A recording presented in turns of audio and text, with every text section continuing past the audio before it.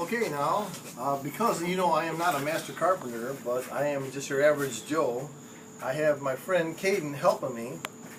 And Caden here is showing me a couple things that I have missed. And that's okay, because this is the part I was talking about earlier before.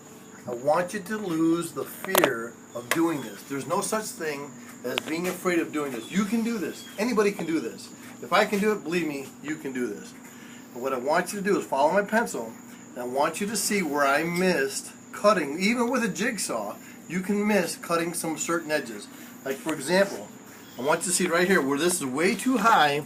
This is higher, so I'm gonna have to cut this a little bit to trim this off. All right. And down here where it comes up into the transom, this has to go down below this lip here. Now go back a little bit further, and you're gonna see where this is a little bit too high here. And it's a little bit too far. Come over here, Wes. It's a little bit too far over here. So modifications are going to be necessary. You're going to have to do this, but don't be afraid. You got a saw, you got a wood. And you know what?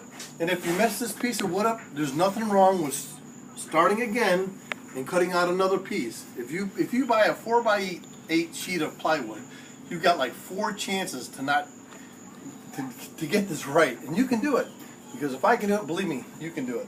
So what we're going to do is we're going to modify this piece that I just roughly cut. Remember, this is a rough cut. We're going to fine tune it. We're going to get this piece to fit exactly just like a puzzle. So look over here.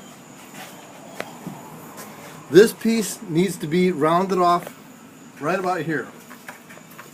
It has to come a little bit lower,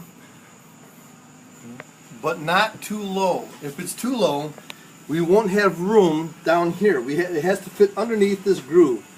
So what we're going to do is we're going to trace it out. We're going to trim it out with a jigsaw, and we're going to get this piece to fit exactly right. You can do this.